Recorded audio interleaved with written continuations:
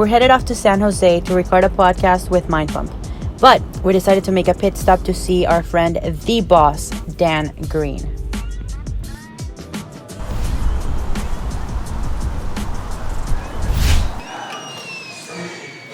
So weird to be here when there's no meet. Because I come here usually for Boss of Bosses every year. Come here, I think, 4 years now. This will be my 5th year. Damn, what? Boss of Bosses. 3, 4. Maybe 4. No, this will be my 4th year. Boss of Bosses. So like anytime that I come here, every time I come here, it's usually there's nothing here. It's just chairs and then the bathrooms are just over there. Dan Green, ladies and gentlemen. What a legend, huh? What a legend. Seriously. I feel like 90% of the people who get into powerlifting, when you ask them who got you into it, they would say Dan Green. Dan Green and Cohen. I feel like it's usually one. Hopefully in 20 years it'd be Stefi Cohen. GHRs and some sit-ups every time. Was that like a product of your training injuries, or has it always been what you gotta do? Yeah, I think usually I'll do the GHRs and the abs, just because I do those to keep my hip flexors kind of loosened up, and then I can keep my back from getting strained. Yeah, I should try that. It's just one of those things where it's like if I'm just consistent with it, I don't have to do it really like super heavy or anything. Just feels good. How many runs do you do? 2. I'm convinced he's made out of steel. Yeah, I remember the first time I tried doing it, like last year, I was like, my tendons just feel so brittle, so I'm like, I gotta start doing these. Yeah, right? So I don't do them for like weight or anything like that. I'm just like, I'll make it a couple sets of 6 or 8 or something. There's a lot of proof that they are good for preventing hamstring tears and injuries. Because I think it's one, I mean, I could feel it on the tendons, and then 2, it's just a negative motion, so the eccentric, that's kind of for sure. the key. I stopped doing them. I don't know for what reason. Stopped doing them for like 2-3 months, and then tried to do them the first time back, and it was so weak. So like was having a hard time doing a single one. Yeah, it's crazy. And same for. Do you ever do Nordic curls where someone's holding your feet? We did those at a different gym. Well, same for that. Like if you stop doing it for a while, you eat shit. The first one, you're like, oh, face plant. Do you think it'll ever be done? Probably, I don't know. So I like lifting kind of like a bodybuilder, so at some point, probably just, I don't know, we'll see. When does it chase end? Never. I mean, I think what it is I have things in my mind that I know I can do.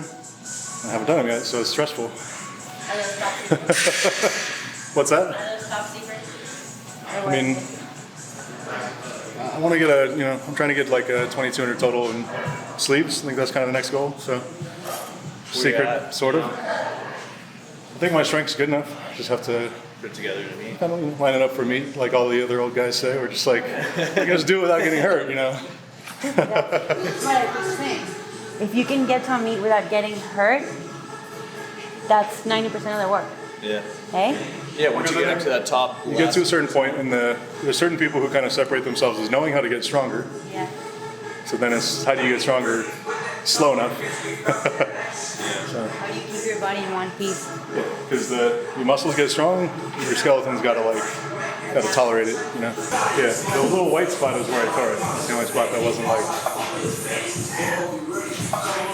It was like a really big, just one big pop, and just pulled felt like it pulled up, and it was a big divot. I'm complaining about it. You're saying that you feel like your hips are really tight. You kind of have lack of range of motion at one joint being expressed at another joint. And you see that happen a lot in hamstring tears, where if you don't have adequate mobility in your hips, then that rotation starts coming from the knee, and it's a common way to get into it. Yeah, one thing gets out of whack and it's just like a Jenga, No, dominoes. Dominoes, whatever. You're right. Or Jenga if you get really messed up. The whole thing comes down. Start as a domino and then Jenga. I think it's mostly instinctive, but I had the plan that I used to deadlift 880 when I was pulling sumo last. So kind of have some like reference points. My back strength is good enough. I just got to get hamstrings to be good, leg strength to be good, my grip strength. So I don't feel like I have to like try to push the deadlift too hard. But I have to be like, every rep has to be like clean. So.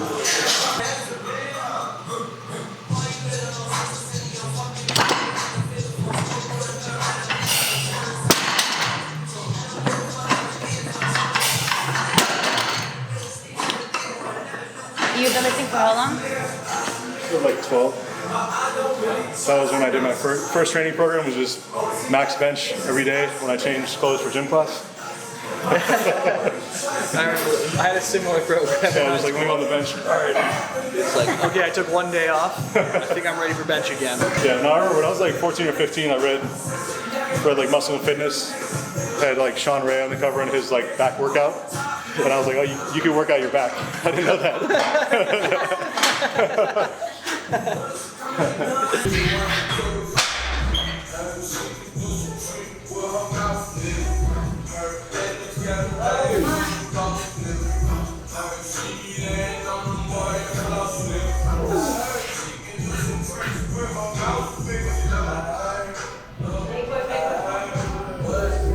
There you go.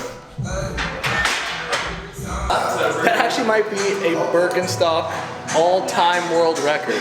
I mean, hey, they held up. They held up. It's good enough for Jesus, you know? They can do anything.